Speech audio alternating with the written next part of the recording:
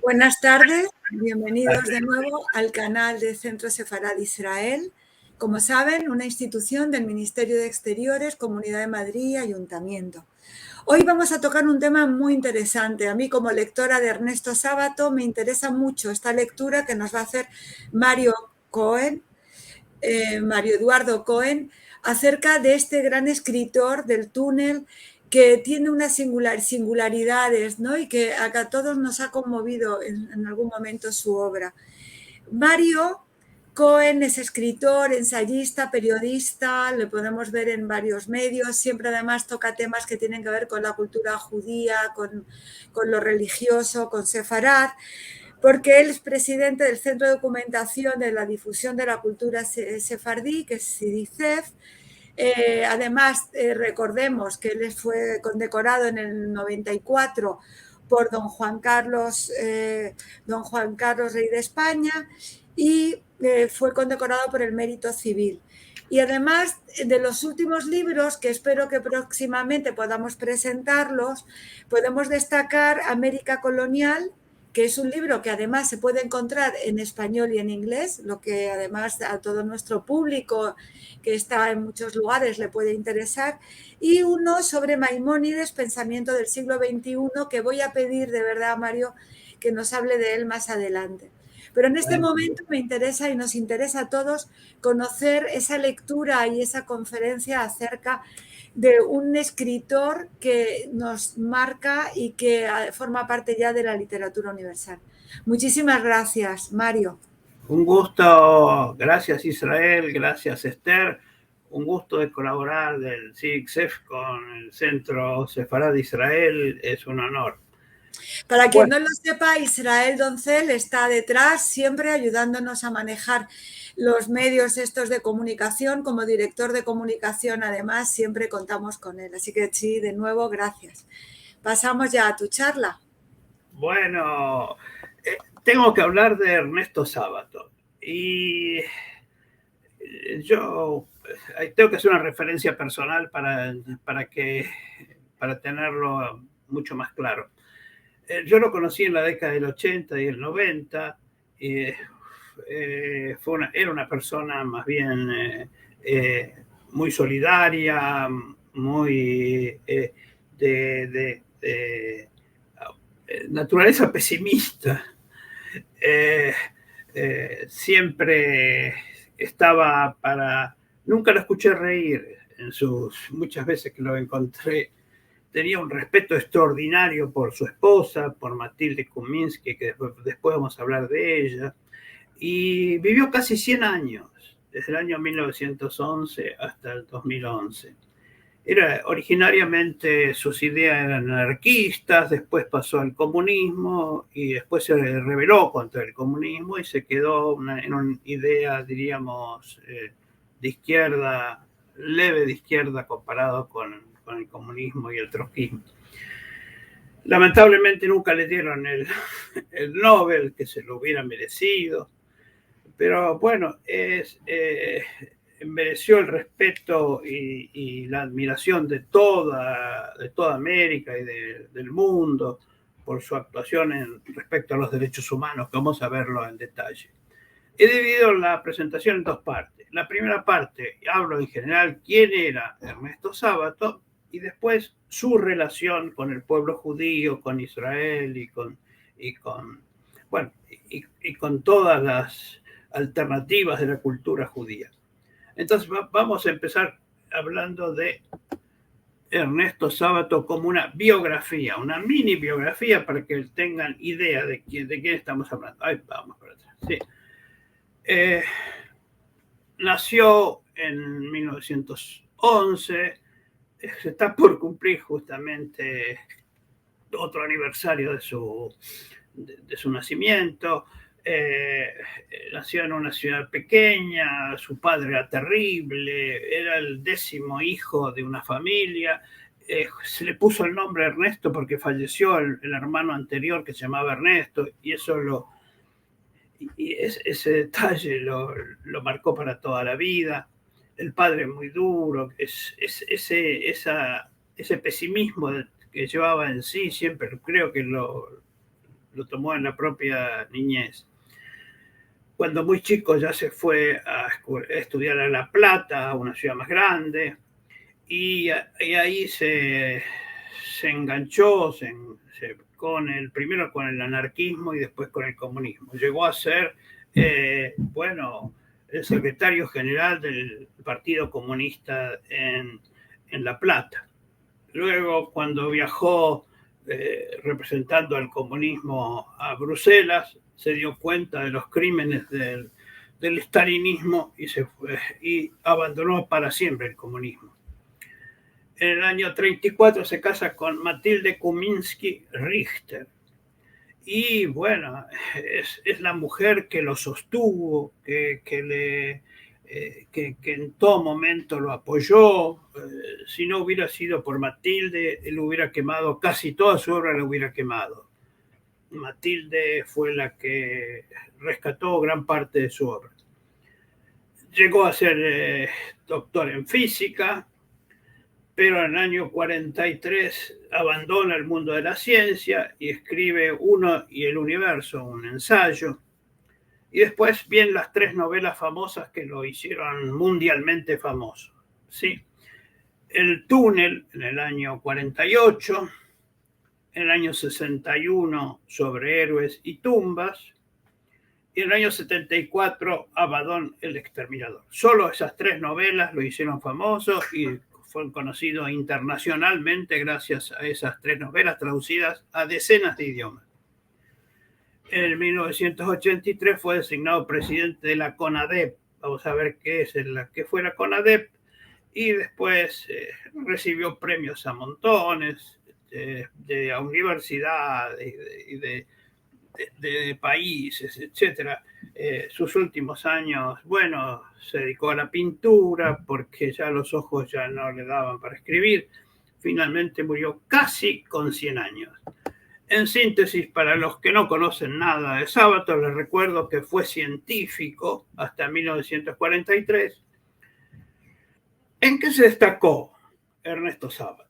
Fue científico porque llegó a ser doctor en física e inclusive lo habían becado hasta a la Fundación Curie de Francia, donde conoció a gran parte de la intelectualidad en aquel momento, pero en el año 43 desaparece para él, no le interesa más la ciencia y la considera amoral, porque llevará al mundo al desastre, dice. De alguna manera, la ciencia para él siempre tiene partido. Entonces, es una parte de su vida. Después fue un gran novelista, las 3 novelas famosas, todas traducidas a muchos idiomas, y sobre todo en Europa. Ensayista, una gran cantidad de artículos y ensayos, luchador por los derechos humanos. Vamos a ver eso, el presidente de la CONADEP, que vamos a hablar un poquitito, y de los últimos años fue artista plástico. Repito, científico en su primera etapa, gran novelista, con sus 3 grandes novelas, ensayista, luchador por los derechos humanos y artista plástico. ¿Sí? Estamos ya, el hecho más famoso de su vida es que llegó a ser el presidente de la CONADEP, Comisión Nacional sobre la Desaparición de Personas, en el año 1983-84, y diríamos, con un grupo de intelectuales y gente incorruptible, elaboraron lo que se llamó el Nunca Más. Es un informe de los desaparecidos durante la dictadura militar, que sirvió de base después el año siguiente para el juicio a las juntas militares. Este hecho nacional, digamos, se transformó en un hecho internacional. Es la primera vez que un gobierno puso en tela de juicio y llevó a juicio a 9 miembros de las juntas militares, que fueron condenados casi todos y después absueltos. pero en principio fueron condenados casi todos. Dentro del nunca más hay una frase que dice que el trato a los detenidos desaparecidos judíos era peor que el resto. No los detenían por el hecho de ser judíos, pero sí el trato era bastante peor. Bueno, vamos ahora directamente a la relación con el pueblo judío. Era un admirador de la cultura judía y de la sefardí en particular. Sí, comparte con Jorge Luis Borges la admiración tanto por la cultura judía como por el aspecto sefardí de la cultura judía, ¿no? Dice concretamente Sábato: la brillante cultura sefardí, en cierto modo, fue una síntesis, una simbiosis de la tradición judaica y de la civilización musulmana. Sus realizaciones en medicina, matemática y astronomía contribuyeron grandemente al desarrollo de la civilización moderna europea. Y comento como detalle, esto como detalle colateral, que muchos escritores judíos argentinos también les interesó la cultura judía en Sefarad y se esmeraron en escribir en español castizo. Grunberg, Gershunov, Bernardo Ezequiel Kornblit, Isaacson, Aguinis, etc., siguieron esta misma tendencia. Es un movimiento paralelo, no creo que tenga que ver influencias propias. Vamos ahora a hacer una división. Los dos, tanto Jorge Luis Borges como Ernesto Sábato, admiraban la cultura judía, pero de muy distintos ángulos. Jorge Luis Borges lo hacía desde la literatura y la filosofía. Ernesto Sábato lo hacía desde la sociología y la política. Jorge Luis Borges, desde la literatura y la filosofía, escribió poemas sobre el Golem, Heine, Cancinos, Spinoza, tantos otros, y ensayos sobre la Kabbalah, Gnon, el libro de Job, etc. Ernesto Sábato, desde la sociología y la política, hizo ensayos sobre el nazismo, el antisemitismo, la reivindicación del kibutz, Herzl, etc. Ambos tenían adhesión hacia el Estado de Israel. En el caso de Borges, es una adhesión total al Estado de Israel. En el caso de Sábato, la adhesión al Estado de Israel y también el derecho de los palestinos. También lo subrayó en muchas ocasiones el derecho de los palestinos a tener su Estado. Ambos recibieron el premio Jerusalén. En el caso justamente de Sábato, no pudo ir a recibirlo por un problema de salud, pero de hecho se le otorgó. ¿Sí? Interesante es, Sábato toma de Heschel las definiciones de lo que es la cultura sefardí y lo que es la cultura ashkenazí, en que coincido bastante con estas definiciones que da Heschel y que Sábato las transcribe. Dice: la cultura sefardí es una simbiosis del judaísmo y la civilización musulmana. En cambio, la cultura ashkenazí vivió aislada de los pueblos que la rodearon. Una profunda diferencia, ¿sí?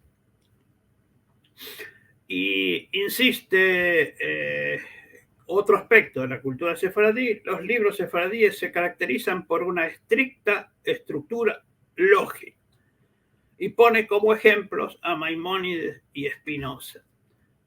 Esta es una verdad más relativa, porque también en la cultura sefardí hubo místicos y también hubo la Kabbalah, etc. Pero bueno, voy ahora a la cultura ashkenazí y dice que la modalidad de la cultura ashkenazí es intuitiva y mística, y no se ven los contornos, es decir, es irregular, está alejada de la lógica. También habría que matizarlo, pero la idea es interesantísima y dicha por un no judío, ¿no es cierto? Les recuerdo que su esposa, Matilde, ella era judía y se casaron, finalmente se casaron cuando ya eran bastante adultos, se casaron por iglesia. Pero de todas maneras, ella nunca dejó de sentirse judía. Estamos entonces, vamos a otro ángulo. Si tuviéramos que decir dos caminos, solo dos caminos que hizo Sábato en toda su vida, trabajó para dos senderos. Uno contra el nazismo y el antisemitismo. Esto mucho antes de que fuera Sábato famoso. Famoso empezó a ser en la década del 50 o el 60. Y ya mucho antes de eso ya Sábato había trabajado todos estos temas. Y nunca dejó de expresar al mundo occidental el aporte judío a la civilización. Decía Sábato que no es civilización greco-latina, sino una civilización judeo-cristiana, ¿no? Y esto se parece un poquito a Borges, que Borges hablaba que nosotros todos somos griegos y judíos, ¿no? El aporte judío forma parte del mundo occidental, ¿sí? Vamos a seguir. Bueno, acá entra en un momento de su vida, aparecen las reflexiones sobre la cuestión judía que escribió Sartre. Y Sartre, si bien Sábato lo acepta y lo felicita por la idea, sobre todo, de que lo trabajó muy profundamente, sobre todo el tema del antisemita y todos sus prejuicios, etc. Pero algunas de las afirmaciones de Sartre las relativiza. Una afirmación de Sartre dice: el judío recurrió al dinero y a la inteligencia, mientras que el antisemita a la propiedad inmobiliaria y los valores irracionales. Dice Sábato, el judío tiene una singular preeminencia por la psicología y aún por la psicopatología sobre la lógica. Esta explicación la hace Sábato en el sentido que tantos años de persecución, tantos pogroms, tanta Shoah, hace que el judío perciba, dice él, que tiene una especie de sismógrafo para ver las más leves trepidaciones. El judío se da cuenta inmediatamente del lenguaje antisemita. Y como chiste dice, como una persona diría que A es A. Pero el judío lo haría en forma de pregunta. ¿Por qué A no es A? Vamos a otro. Entonces, seguimos hablando del pueblo judío en Sábato y llega a frases hermosísimas en el sentido que este maravilloso pueblo judío puede volver a reír y bailar sobre las cenizas del último pogrom. Es decir, el pueblo judío puede reír y bailar sobre las cenizas del último pogrom. Y sigue maravillándose, dice, ese pueblo que ha sufrido los peores horrores y que ha dado a la humanidad entera uno de los conjuntos más asombrosos en la ciencia, en el pensamiento filosófico, en las artes, en la religión. Es decir, el que ha sufrido los peores horrores es a la vez que ha dado a la humanidad todo este conjunto asombroso de ciencia y y filosofía. Sábato dice, en muchas partes dice, habla de mi fascinación por el pueblo judío.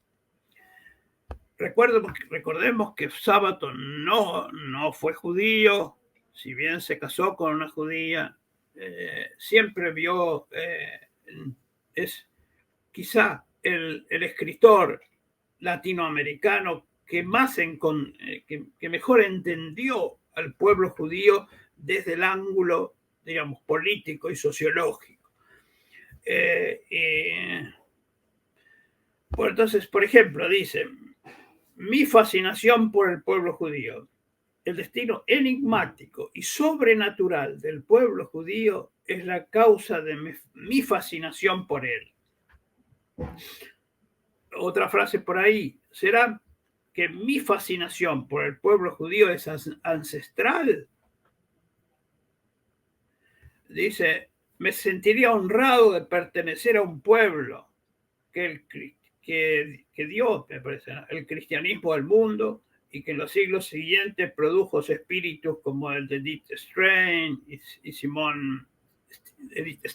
y Simone Weil, para no hablar de otros tantos genios, ¿no? Repito, mi fascinación por el pueblo judío, y lo repite en numerosas ocasiones. Vamos ahora a dos frases contra el antisemitismo, que es un tema central en Sábato, ¿no? Ante todo, Sábato va a ir contra todo lo esquemático, contra todo tipo de idolatría, todo tipo de dogmatismos, ¿no? Entonces, comenta dos frases acá que derrumban todo antisemitismo. El antisemita dirá sucesivamente, aún simultáneamente, que el judío es banquero y bolchevique. Imposible, ¿no? Avaro y dispendioso, limitado en su gueto y metido en todas partes. Está en el gueto y a la vez está en partes.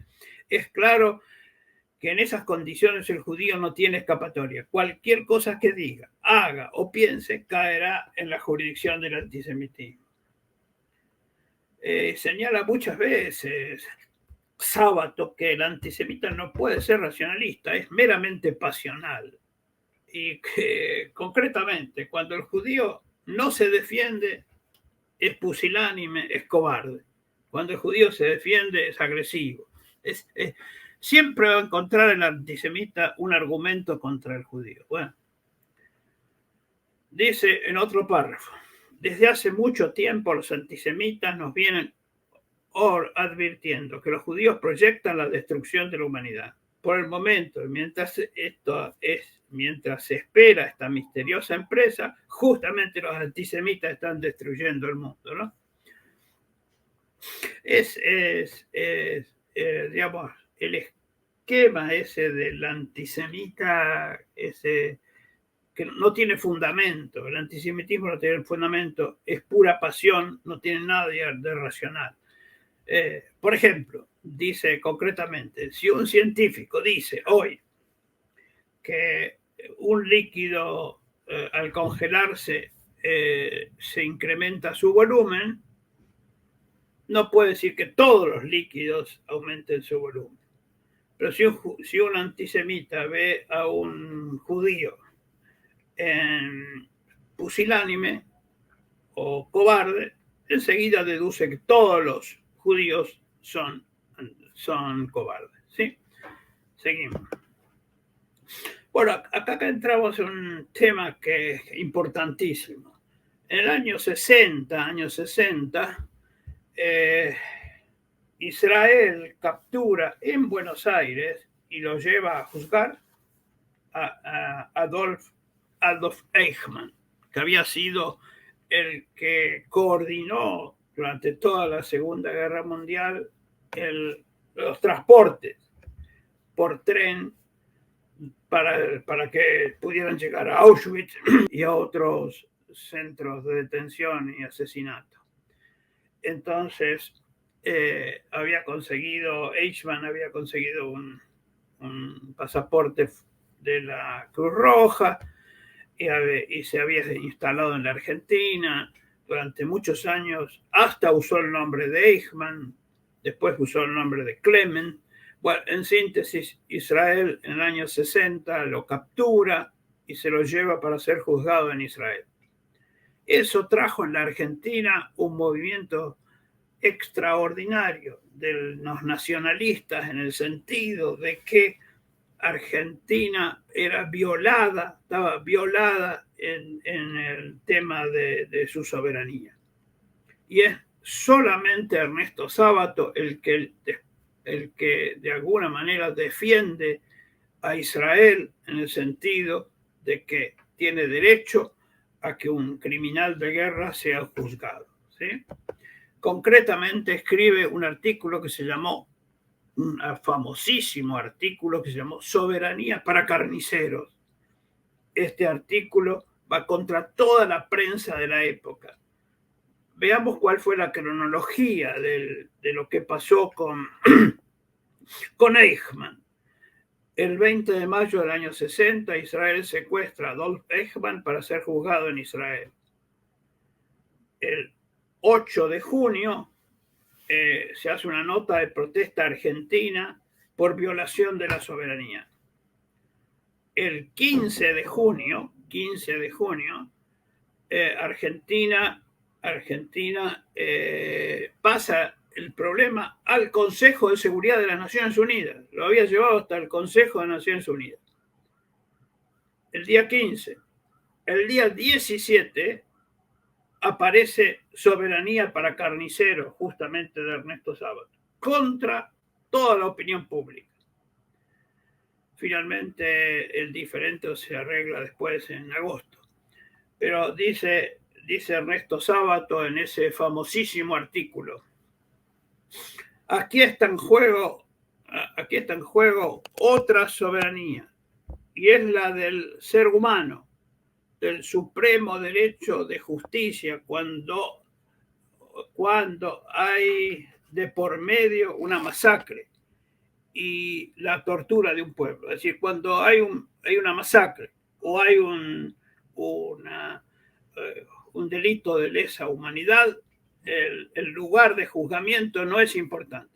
Eso que está dicho en el año 60, hoy está aceptado internacionalmente. Hoy es ley internacional. Recordemos que España juzgó a casos de Argentina, que juzgó a Pinochet, bueno, etcétera, etcétera.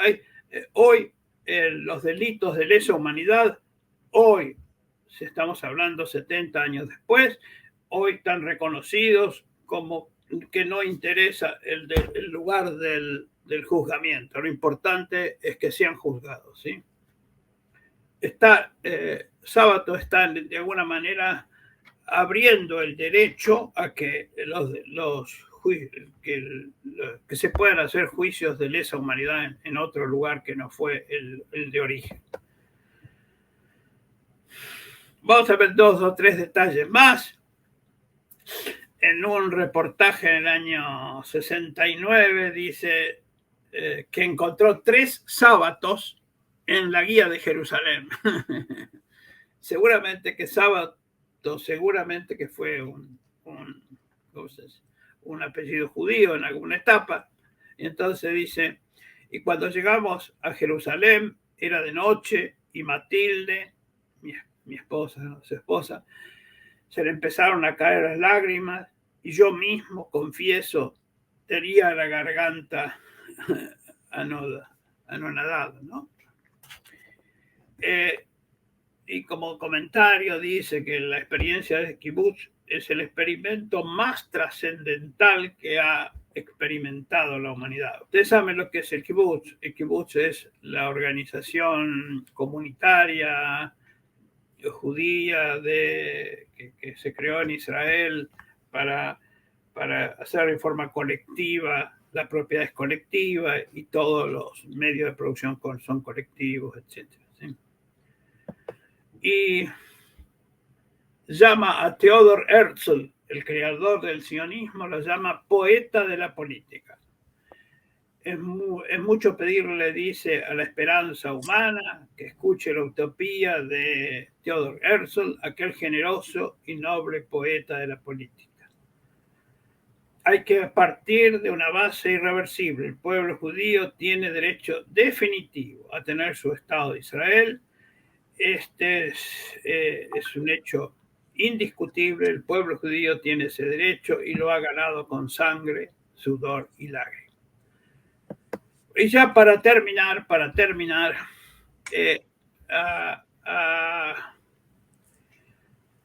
a Sábato, como no asistió al acto concreto de la entrega del premio Jerusalén en el año 89, se le endilgó de que por qué no lo había hecho.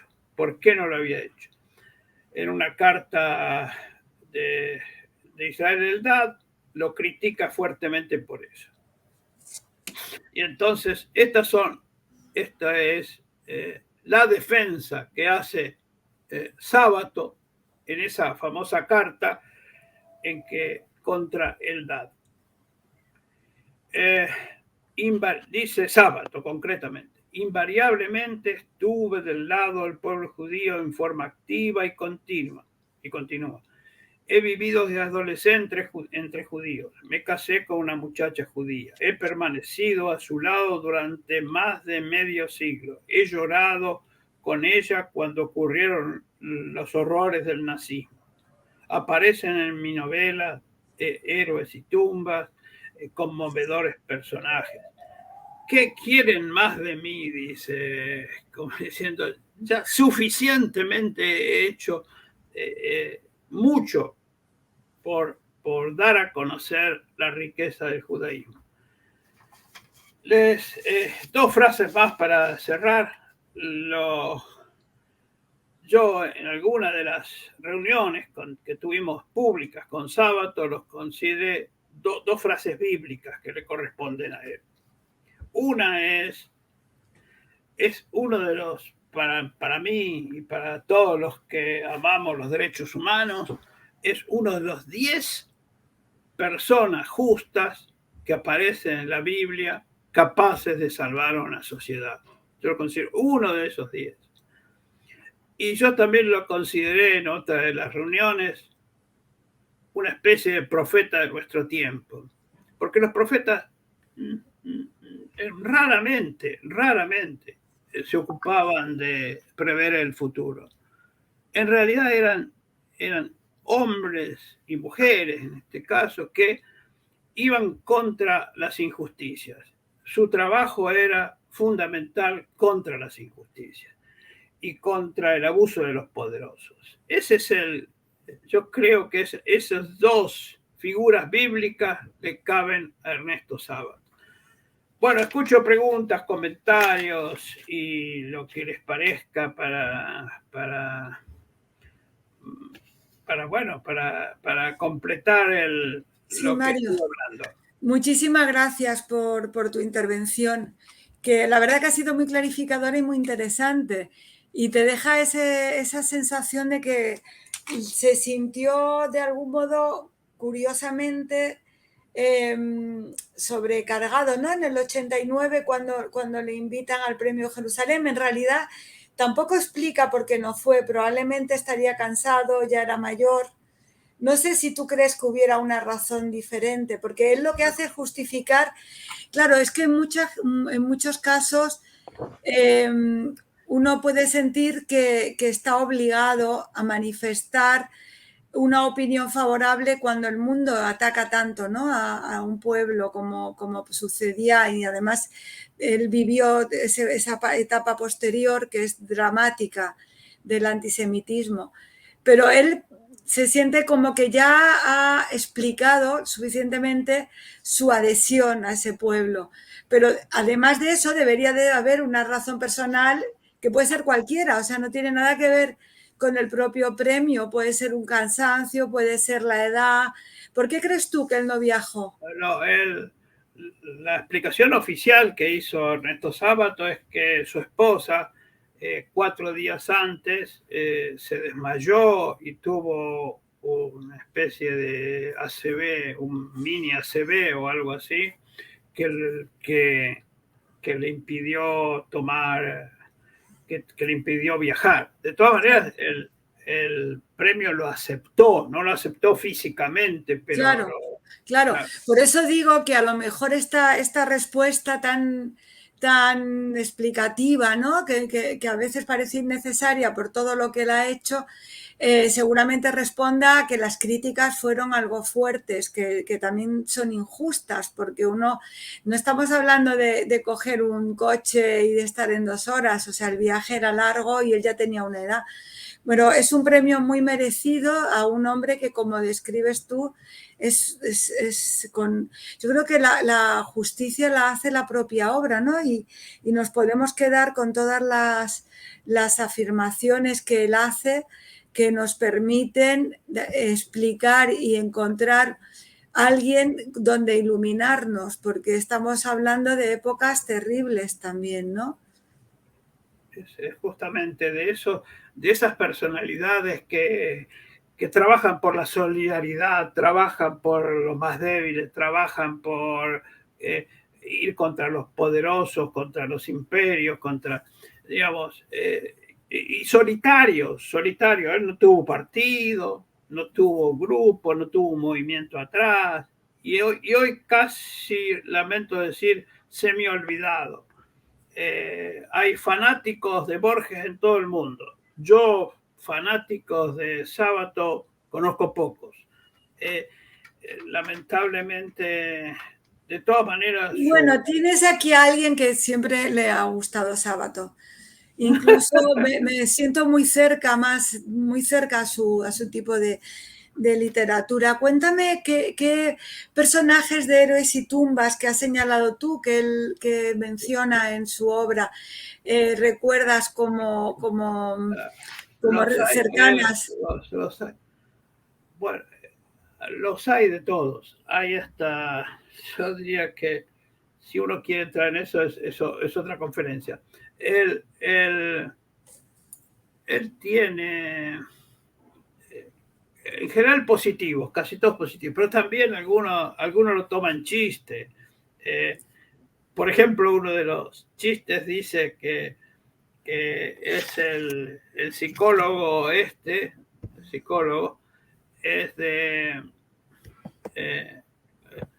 que la sociedad de psicología tiene exactamente los mismos socios que la sociedad ibérica argentina, como diciendo que casi todos los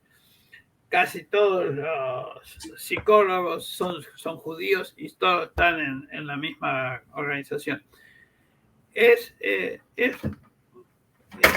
Los hay hasta algunos, es tan sincero Sábato que algunos de los personajes son hasta digamos, algunos súper simples, algunos súper que no les interesa el dinero, otros son hasta sionistas, otros antisionistas, de todo, como la sociedad, con todas las variedades de la sociedad. Y otra cosa interesante es que, curiosidades, las novelas de Sábato fueron cada 13 años. Y lo interesante es que en Israel se tradujeron todas, en la década del 80 ya estaban traducidas todas. Y llegaron en el caso de Francia, Abaddon el Exterminador llegó a ser la novela, la mejor novela extranjera elegida en el año 75. Es decir, tienen... Y otra cosa detalle es que las novelas de Sábato se enganchan unas con otras. Lo ideal es leer primero El túnel, después sobre Héroes y Tumba y luego Abaddon el Exterminador, porque hay referencias mutuas, entonces uno tiene que verlo con todo. De todas maneras, es una personalidad de las más importantes de América Latina. En América Latina, los pensadores son los escritores, no, digamos, los grandes escritores de América Latina son los que de alguna manera nos dan digamos, los criterios del pensamiento de América Latina. No son los filósofos, generalmente una especie de filósofo de nuestra época justamente fue Ernesto Sábato. Pues, Mario, muchísimas gracias por esta charla, por ilustrarnos, y de nuevo te invito a participar próximamente para hablarnos de ese libro de pensamiento del siglo XXI de Maimónides. Y sí es cierto que próximamente será la Feria del Libro. Es verdad que de algún modo los escritores pueden vislumbrar elementos del pensamiento. Estamos celebrando el año de Proust, del 21, que murió en el 22 también, y su centenario de su muerte.